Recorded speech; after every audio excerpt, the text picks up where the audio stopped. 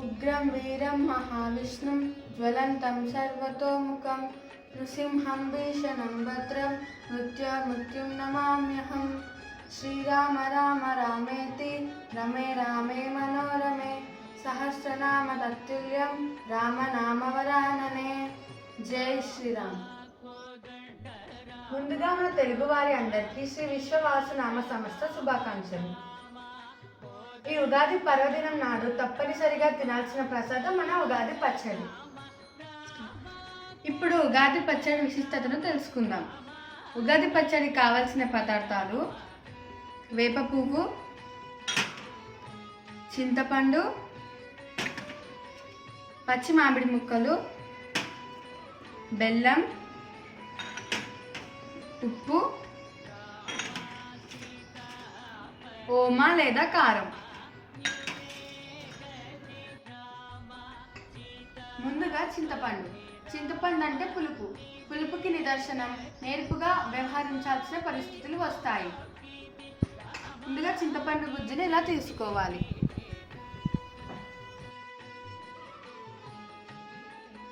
తర్వాత బెల్లం అనగా తీపి. తీపికి నిదర్శనం ఆనందానికి సంకేతం.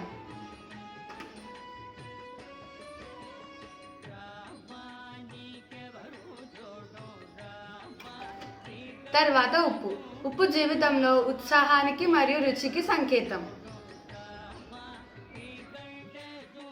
తర్వాత వేప పువ్వు అంటే చేదు, బాధ కలిగించే అనుభవాలు ఎదురవుతాయి.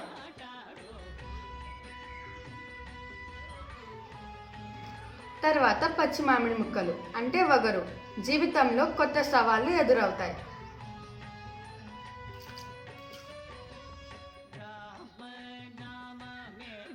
తరువాత ఓమ అనగా కారం, సహనం కోల్పోయే పరిస్థితులు ఎదురవుతాయి.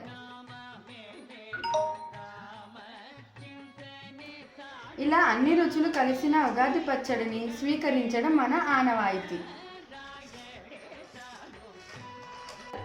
ఇలా అన్ని రుచులు కలిసిన మన ఉగాది పచ్చడి తెలిపేది ఏమనగా సుఖం. మన జీవితంలో సుఖం, దుఃఖం, నష్టం, కష్టం, బాధ అన్నిటినీ మనం సంతోషంగా స్వీకరించాలి. మన శాస్త్రాలలో ఈ ఉగాది పచ్చడిని నింబకుసుమ భక్షణం అని కూడా పిలుస్తారు.